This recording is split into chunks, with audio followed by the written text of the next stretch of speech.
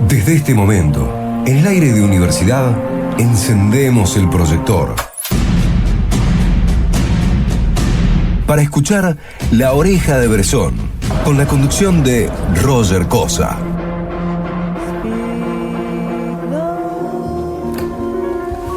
Bueno, muy buenas, un gusto estar con todos ustedes una vez más, una mañana más, 9 de la mañana, aquí en nuestra radio, la radio que pertenece a la Universidad de Córdoba. Y hoy quizás es uno de los programas donde más cercano vamos a estar, no tanto a la universidad como una institución que enseña, pero sí con la universidad en tanto el lugar donde se reúnen las inquietudes de pensadores, de escritores, inquietudes que no clausuran el saber, sino que al contrario lo abren y les permite a quienes abrevan de sus textos repensar el mundo, preguntarse sobre el mismo, el lugar de ellos en el mundo, y que ese es en todo caso el espíritu de la universidad. Digo todo esto porque hoy vamos a tener una charla, creo yo, magnífica, estoy convencido que así va a ser, con una de nuestras pensadoras fundamentales. Cada vez que alguien dice pensadoras fundamentales, yo me imagino quién pueden estar pensando. No. Es una de las grandes filósofas de la Argentina, de Latinoamérica, y por qué no, del mundo. No hay tantas filósofas, por cierto. Es Esther Díaz. Y a propósito del estreno de Mujer Nómade, que en las próximas semanas se estrena en nuestra ciudad, y que vamos a volver a hablar, porque en algún momento vamos a entrevistar a Martín Farina, que es el director de la película. En esta ocasión, primero vamos a ir con la protagonista de la misma, que es Esther. Vamos a hablar de ese film, pero también vamos a trascender la mismísima película para hablar de cine y filosofía. Tener a Esther en el programa es uno de esos privilegios, una de esas grandes alegrías que el azar y la persistencia en una acción elegida, en este caso el cine y en este caso la radio, o el cine en la radio, nos permite. Les recuerdo que pueden escribirnos a laorejadebresson@gmail.com, que también pueden reescuchar todos nuestros programas en La Oreja del Bresson, soundcloud.com. Soundcloud es en inglés, se escribe S-O-U-N-D, cloud es nube, es S-L-O-U-D, SoundCloud. Y allí cada 15 días se van subiendo los programas que se emiten en vivo en nuestra radio, aquí en radio que pertenece a la universidad. Directamente hago esta introducción, vamos a escuchar nuestro primer tema musical y de inmediato vamos a empezar nuestro diálogo con la gran invitada de esta jornada, que es la filósofa Esther Díaz.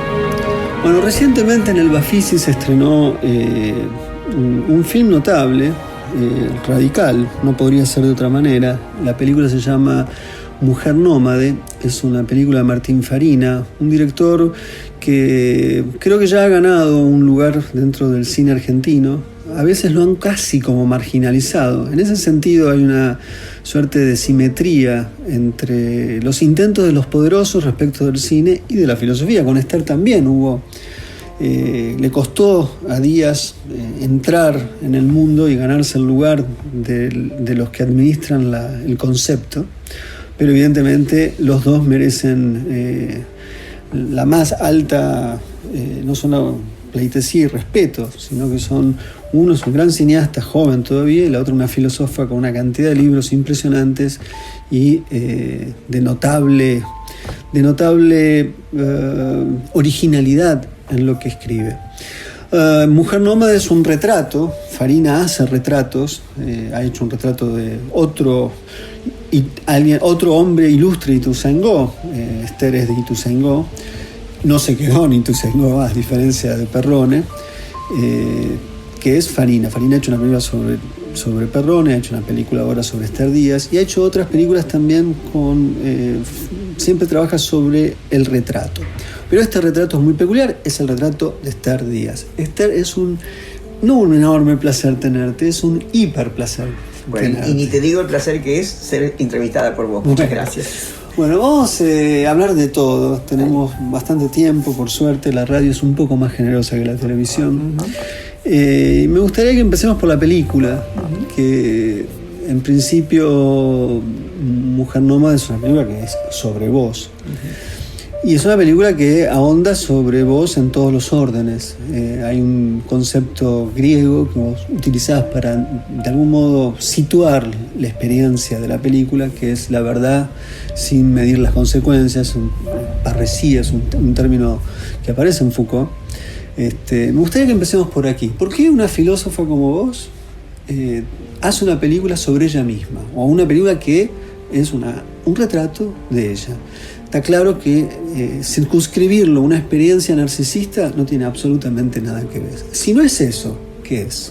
Bueno, es que cayó en mi vida este joven talentoso que es Martín Farina a hacerme esa propuesta, no indecente por cierto, sino maravillosa, que fue hacer una película sobre mi vida.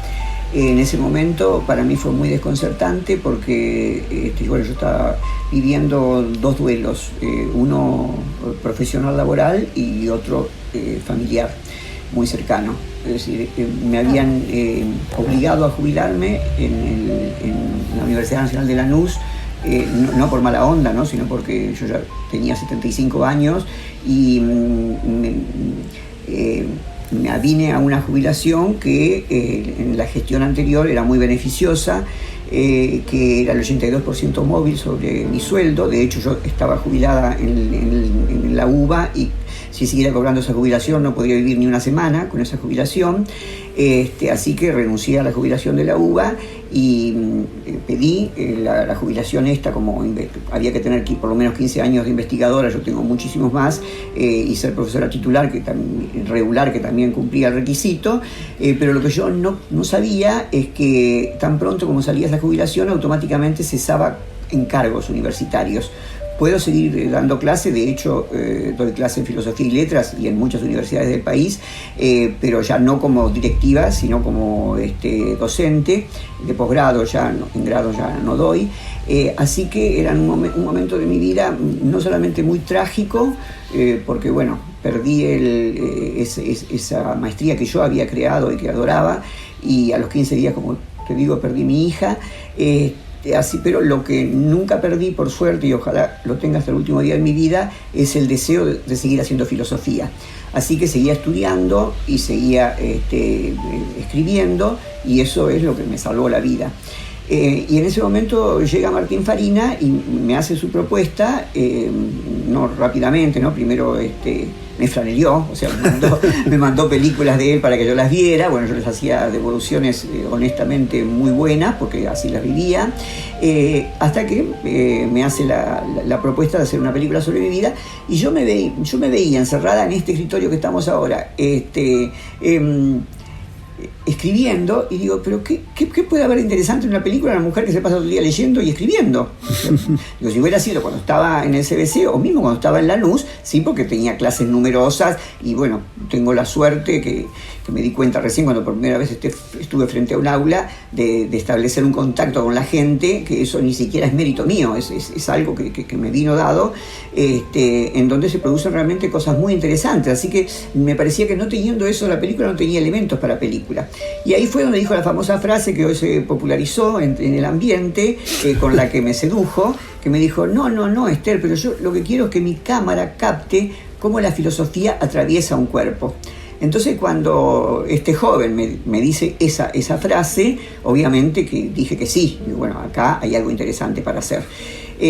Así que no fue en principio una elección mía. Por supuesto, la elección fue decir que sí, claro, pero no se me hubiera ocurrido, digamos. De todos modos, había sí cierta necesidad de que trascendiera mi imagen. Yo que estudio tanto sobre ese tema de que estamos en la época de la imagen y no de la piel, porque a mis 65 años, es decir, un poco 10 años anterior, un poco más de 10 años antes de que me viniera Farina, yo tuve deseos de hacerme una sesión fotográfica totalmente desnuda, pero también tenía que ver con lo editorial, porque se publicaba lo que fue mi primer libro de relatos, que se limen como obstáculos epistemológicos, relatos sexuales de una filósofa. Y entonces le propuse al editor si no quería que yo le pasara fotos mías para ver si le servían para la tapa. Obviamente las fotos desnudas me las saqué sin que se vea la cara. Finalmente se hizo un focus group para ver si la gente aceptaba o no. Hubo mucho rechazo, sobre todo de las mujeres. Mirá vos, cuando yo repito hasta el cansancio, no me canso de repetir, mejor dicho, que cuando hablo en contra del machismo no estoy refiriéndome a varones particulares, sino a la categoría machismo que atraviesa la sociedad, claro, y también nos atraviesa a las mujeres. Cuando se hicieron esos focus group para ver si funcionaba esa tapa con partes de mi cuerpo, finalmente el editor y el diagramador eligieron una en que se ve en primer plano una mano de mujer que está bajando el cierre de una bombachita roja, muy chiquitita. Entonces hubo algo que tenía esa foto, que la tiene porque la foto existe, que la gente no resistía, decía no puede, en una vidriera de librería no puede estar esto, y era que se veía el vello, o sea, como yo me estaba bajando, eso no lo soportaban ni los hombres. O sea que el diseñador tuvo que hacer como que estaba cerrada la bombachita, porque los vellos femeninos no lo soportaban.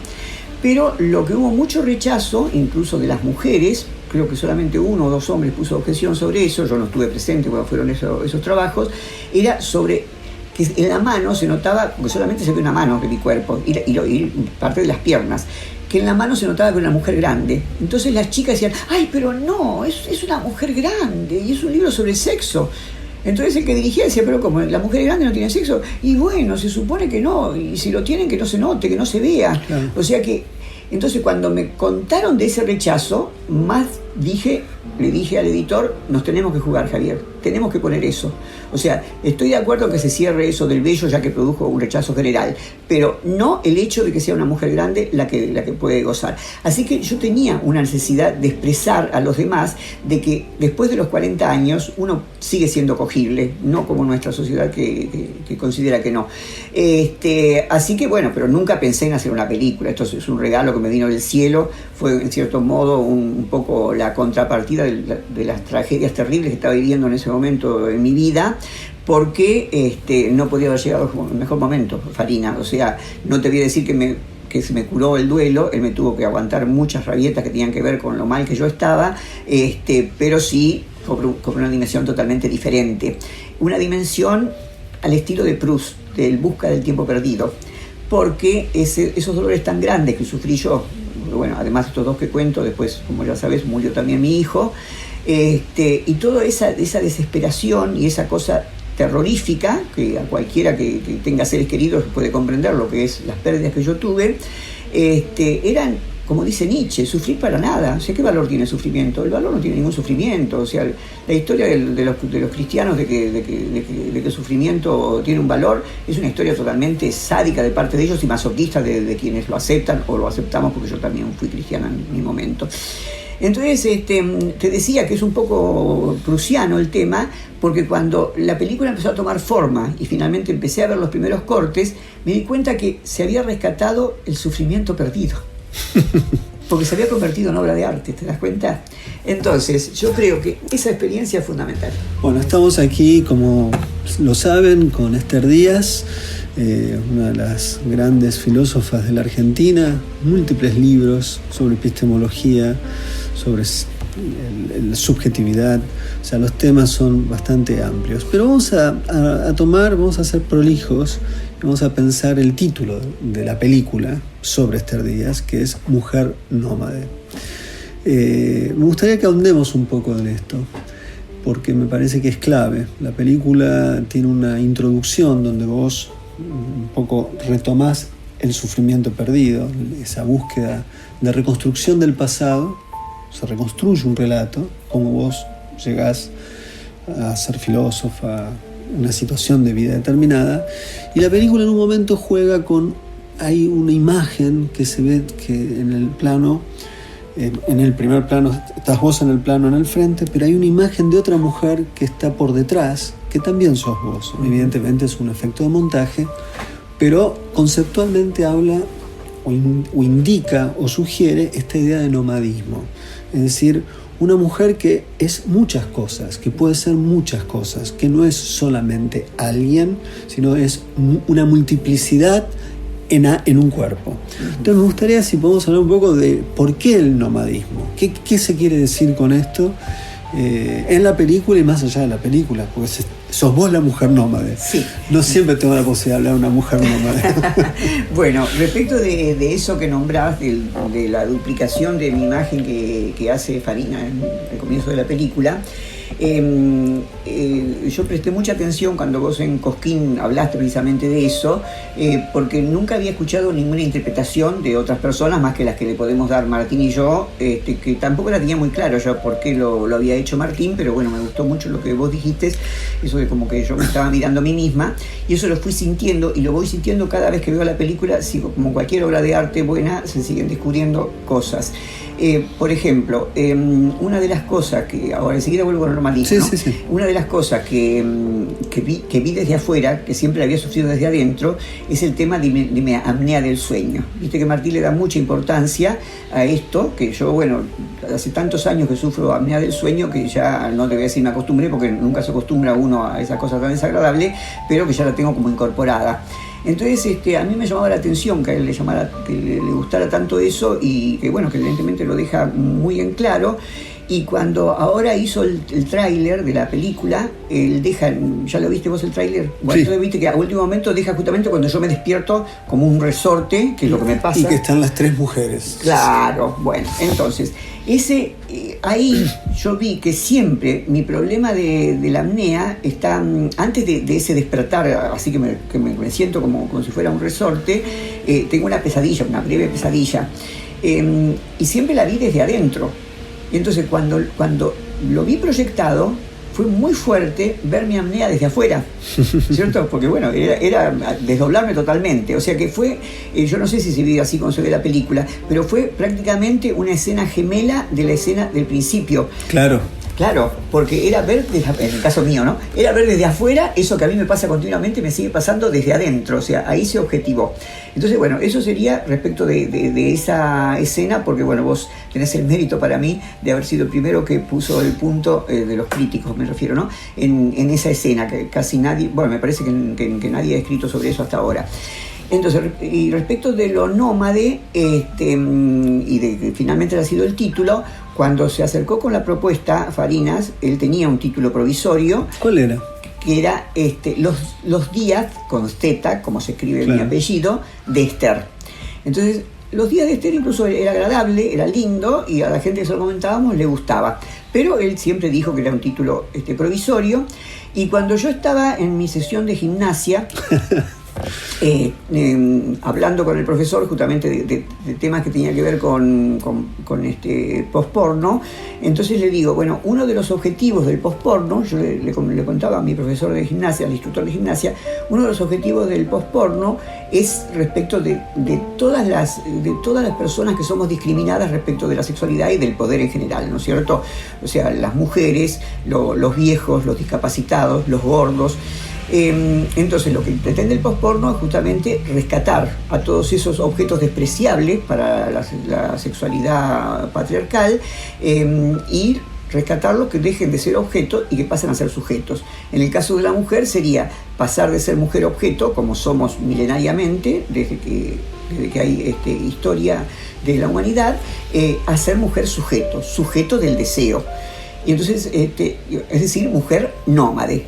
Entonces, cuando se terminó de filmar esa escena, me dice Martín, ese es el nombre de la película, Esther, Mujer Nómade. Así que quedó de esa manera espontánea y auténtica, porque no fue buscado. Yo lo decía hablando de un tema que me interesaba en ese momento, o que me inspiraba en ese momento, que me estaban trabajando el cuerpo justamente, en una cosa agradable, no sexual, pero sí agradable, porque me estaban haciendo masajes en los pies cuando yo conté eso. Entonces ahí fue donde empezamos a darle una tonalidad a toda la película nómade, en función de este tecnicismo de Deleuze, en donde el movimiento post-porno lo toma, porque justamente uno de los principales del movimiento post-pornos es Paul Preciado, que bueno, biológicamente nació mujer y hoy es hombre, y es una de las personas que lleva adelante este movimiento, y él hace mucho hincapié, mejor dicho, tiene mucho conocimiento de Deleuze y hace mucho hincapié en las cosas que nosotros en otras oportunidades hemos hablado, vos y yo, y es esto de aplicar la filosofía o practicar la filosofía más que aplicar, porque aplicar parece que fuera algo exterior. Totalmente. Que viene, en vez una práctica viene desde adentro, ¿no es cierto? Sí, está esa hermosa forma de decirlo también de Foucault, ¿no? Es una tecnología del yo. Una tecnología del yo, justamente. Entonces, fue otro descubrimiento que tuve a través de la película, de que yo había estado toda mi vida tratando de ser nómade sin haber, por otro lado sabía el concepto, porque yo hace más de 20 años que lo leo a Deleuze, pero no lo había unido con mis prácticas y con mi vida, y a partir de la película lo uní. Y me sigue pareciendo perfecto ese nombre, porque además una de las cosas que dice Deleuze, y para mi sorpresa la encontré también en más de una poesía de una poeta uruguaya, bueno, no tengo el nombre, pero ya me va a salir, en que ella dice: se puede ser nómade sin salirse del lugar. Entonces, cuando yo leí esa poesía, me sonó a Deleuze. Y volví a Deleuze y me di cuenta que son palabras literales de Deleuze. Claro, porque a Deleuze muchas veces en las Marosa di Giorgio, es el nombre de la poeta, a Deleuze muchas veces le preguntaron los periodistas: ¿pero cómo? Usted habla tanto o valora tanto el ser nómade y nunca quiere irse de vacaciones, no quiere salir de París, o sea, es muy reacio. Su señora, por ejemplo, le gusta mucho o le gustaría viajar y a usted no. Entonces dice: pero ¿no te das cuenta de que yo soy nómade sin moverme del lugar? Que cuando yo estoy concibiendo un concepto nuevo filosófico, hago un viaje mucho más profundo que si me fuera literalmente a la China. O sea, o cuando uno ve una obra de arte que te moviliza, o cuando te conmueve algo, o cuando estás leyendo solitario, solo, sin moverte del lugar, y se produce un cambio. Entonces, esa posibilidad de poder cambiar, de no ser siempre el mismo, de siempre tener nuevos horizontes y de siempre estar poniendo el deseo en cosas diferentes y múltiples, esto es el nomadismo. Vos sabés que Martín me permitió hacer una proyección de la película con unos conjuntos de alumnos que yo tengo. Me parecía que era una película importante para los temas que estábamos tratando. Qué interesante. Y después se discutió la película, una semana después.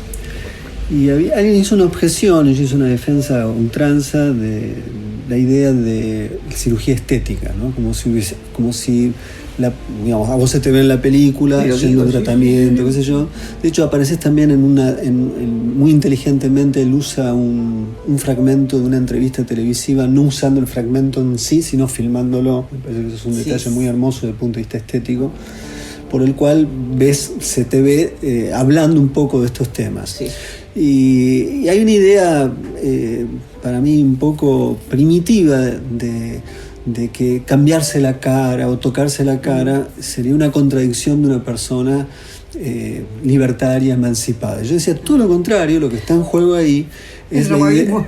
Claro, exactamente, es el nomadismo. El cuerpo cambia. O sea, uno puede intervenir sobre su cuerpo, uno puede construir su cuerpo y no obedecer a un imperativo de la naturaleza. Claro. Que es un poco qué interesante, yo ignoraba eso, qué bueno lo que me Eso fue lo que se discutió. Ajá. Entonces, bueno, aquí estamos con Esther Díaz, ya casi no hace falta decir ni quién es, pero bueno, es una de las grandes pensadoras que ha dado la Argentina. No son muchas, porque muy pocas mujeres consiguen traspasar el límite del reconocimiento que suele ser masculino en el mundo de las ideas y de las publicaciones, y que ha hecho una película, mejor dicho, han hecho una película sobre ella, que es Mujer Nómade, y de eso estábamos hablando.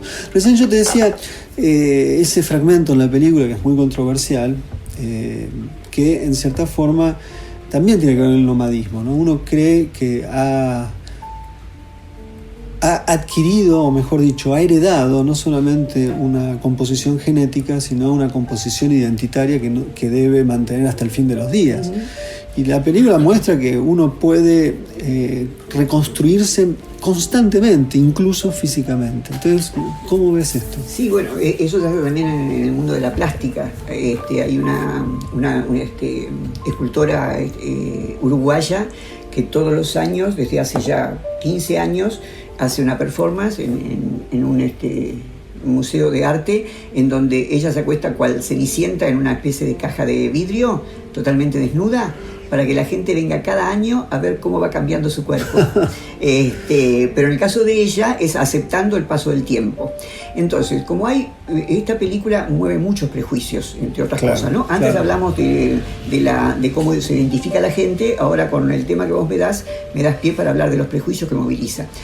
Uno de los prejuicios es ese, respecto de que hay que envejecer dignamente. Entonces, envejecer dignamente, la gente le dice a dejarse que se vengan todas las arrugas encima. Entonces yo cuando me dan la oportunidad de hacer réplica respecto de eso, digo, bueno, por favor, fundamentame. O sea, ¿por qué es digno que dejarse las arrugas? A mí, por ejemplo, no me gustan las arrugas, me producen una cosa muy desagradable.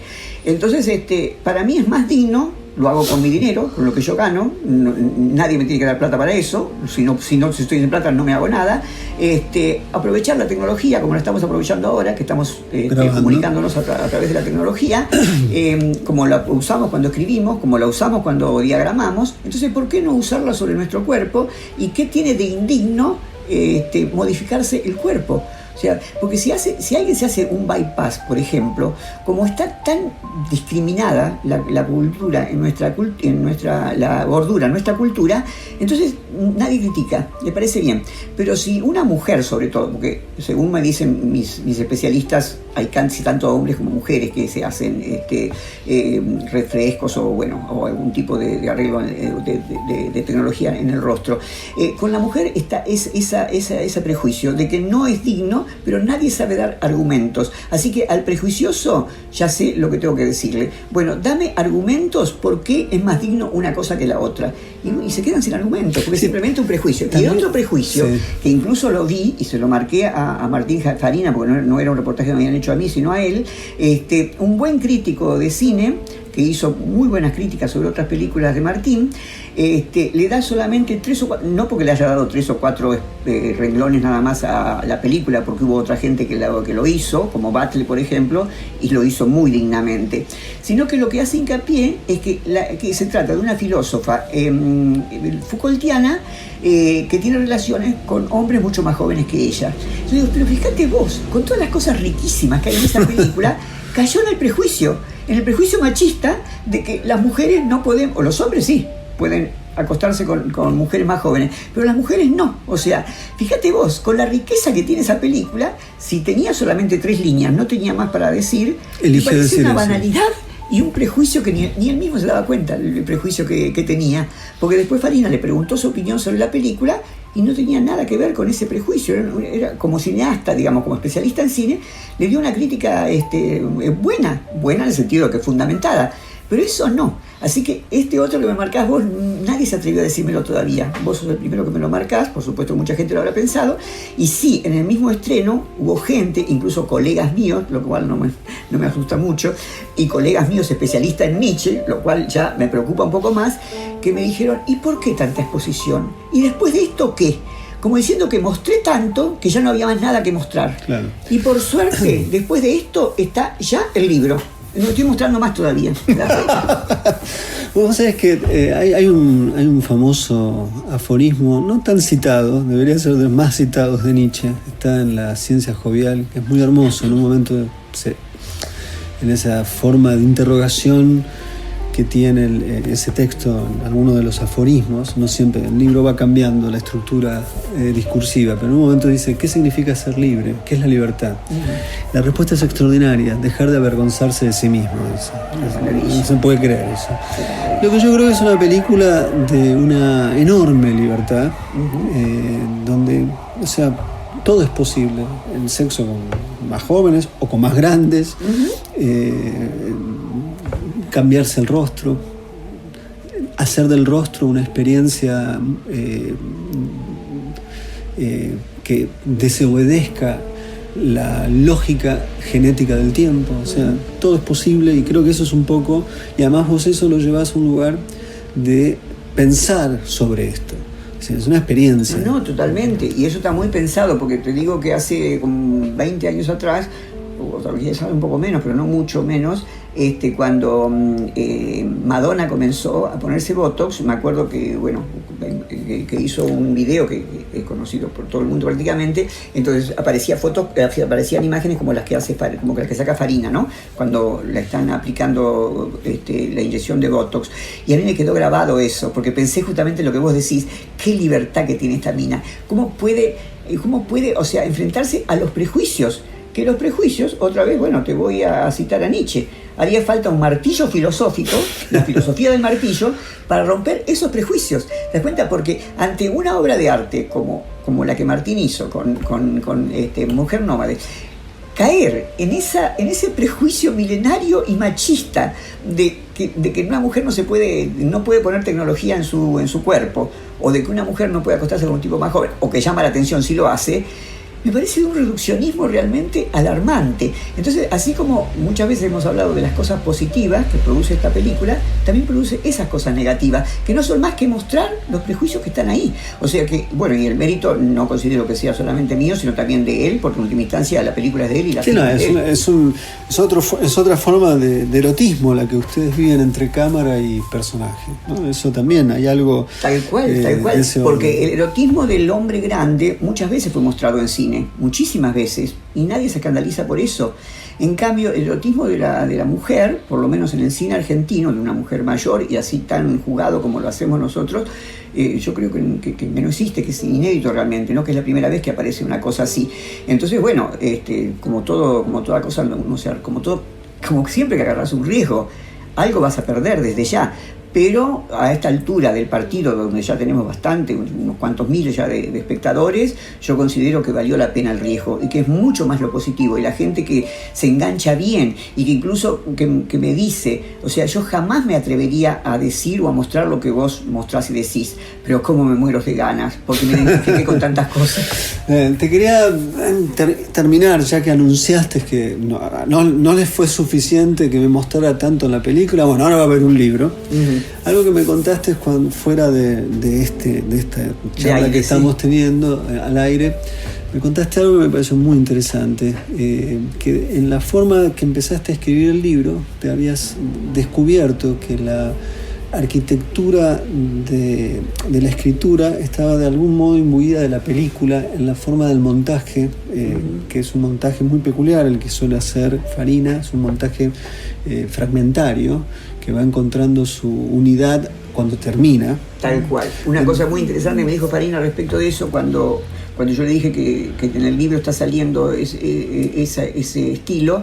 Dice, claro, lo que pasa es que en la película uno está casi seguro que la gente la va a terminar de ver, porque son 74 minutos. En cambio, en un libro es más riesgo, porque un libro, más o menos 80 horas se precisa, para un libro así denso, ¿no? Se precisan más de 50 horas seguro para leerlo. Entonces nunca sabes si va a terminar de leerlo. O sea que siento que es un poco más arriesgado, y por ese motivo también no lo hago tan jugado como lo hace Farina. Porque bueno, como muy bien dice él, a la gente la tiene ahí cautiva en el cine. En vez de en el libro no está nadie cautivo. Así que yo tengo que tratar de hacer un enganche entendiendo. Entonces, ¿cómo es mi larguísima experiencia de haber escrito, de hacer casi 50 años que escribo y publico libros, que siempre fueron... ¿Cuántos libros tenés en...? Y mira, con mi nombre en la tapa, ya sea que sea yo sola o con otra persona o con otras personas, hay 35 más o menos. O sea que el 36 sería el que estoy escribiendo ahora. Entonces, pero el 99% fueron todos ensayos los que yo escribí. Solamente, como dije antes, escribí un solo libro de relatos, que también son relatos breves, o sea que desde ese punto de vista es fragmentario el libro, pero cada relato tiene también una disposición lineal, cuasi lineal. En cambio, cuando ahora me llaman de Paidós y me dicen que escriba un capítulo para ver si podemos hacer un libro, en este caso sobre mi vida, yo honestamente no pude juzgar mi propio capítulo hasta que no me lo juzgó la mirada del otro. Entonces, cuando la gente de la editorial lo leyó, antes de 48 horas ya me mandó a decir que les parecía maravilloso y que querían ya mismo el contrato. Entonces ahí me permití, ya sin el peso, viste, del temor de cómo iba a ser juzgada, empezar a mirarlo y a leerlo con tranquilidad. No es lo mismo leerlo cuando tengo posibilidad de escribirlo que leerlo cuando ya lo entregué y ya está todo hecho. Y entonces me di cuenta, para mi sorpresa en primera instancia, que le había capturado, también otra palabra de Lesiana, le había capturado el código a Farina. el código del montaje. Porque yo desde el primer momento que empecé a ver la obra de Farina, siempre le dije, mira, vos sos excelente en todo, porque como vos y yo sabemos, él hace todo, ¿no es cierto? Filma, está con todo. La cámara, hace el sonido, etcétera, etcétera, hace todo. Pero si hay que distinguirte por algo, ya que en todo sos bueno, yo te distingo por la edición. O sea, la manera de editar de Farina realmente es espectacular. Y cuando leo ya sin el peso del juzgamiento, pues ya me habían juzgado y bien, en el primer capítulo de mi libro, me doy cuenta que yo le capturé el código de su manera de editar, porque este libro está escrito en etapas, en capas, mejor dicho, en capas temporales. Me hace acordar un poco a la película Hace un año en Marienbad, claro. Pero esa película la tenía muy lejana en el tiempo, porque la película de Farina la tenía muy cercana, pero Hace un año en Marienbad también se podía identificar con eso. Pues yo comienzo a hablar, por ejemplo, igual que en la película, de la escena que pasó a los 50 años, con las fantasías de orgía, etcétera, etcétera, y antes de la primera página ya estoy contando una escena de mis 5 años, de mis 2 años y medio, cuando por primera vez me mandaron al frente a un escenario y yo estuve frente a gente en un escenario, gente silenciosa, escuchando mi palabra, escena que se repetiría hasta el infinito en mi vida y que fue muy frustrante para mí en aquel momento que tenía 2 años y medio, porque como ya se conoce que era una niña muy piscueta, no sé qué palabra decir, las monjas pescaron en un colegio de monjas esa beta que tenía y me habían dado 2 tareas para ese acto que era el cumpleaños de la Madre Superiora y que el salón estaba lleno, ¿no es cierto? El teatro de la escuela estaba lleno. Entonces yo tenía que en un momento dado salir con un camisoncito y descalza y había con papel maché como una especie de bosque encantado y entonces salía yo solita con un ramito de flores creo y me ponía frente a la gente, levantaba el dedito índice y decía escuchad con atención el cuento que voy a contar. Entonces ahí hacía como que me dormía al lado de un árbol y aparecían hadas y entonces bueno, se supone que el cuento era esas cosas que hacían las hadas, ¿no? Bailaban, no sé qué cosas hacían. Y después al final tenía que darle un ramo de flores, cuando ya terminó todo el acto, un ramo de flores a la Madre Superiora que estaba entre el público y ya me habían puesto el uniforme del colegio, me habían sacado el camisón ese como estaba disfrazada. Bueno, entonces yo salí con el ramo de flores, me paré frente a la gente, levanto el dedo y digo, escuchad con atención el cuento. Ah, no, me equivoqué. Entonces cuando dice eso una nena de 2 años, da ternura y la gente largó una carcajada. Pero para mí fue terrible. Una cachetada, claro. Quería desaparecer. Claro. O sea, yo creo, psicoanalíticamente, ya te lo digo, psicoanalíticamente de guitarra, ¿no? Psicoanalíticamente salvaje. Yo creo que mis repeticiones, Kierkegaard, mi repetición y repetición y repetición, o Freud, mi afán de repetición tiene que ver con rescatar esa angustia terrible que sufrí cuando la gente se rió. La gente se reía de ternura, pero yo sentía que se reían de mí. Entonces parecería que yo estoy buscando la clase perfecta, en donde ya nadie se ría de mí y yo salga contenta de esa clase. Y todavía no lo logro, porque siempre me hago críticas cuando termino una clase o una charla como la estamos haciendo ahora, ¿no es cierto? Y si estoy sola, me meto en un cine y me voy al primer asiento o al segundo, cosa de ver la pantalla solamente y olvidarme lo mala profesora que soy.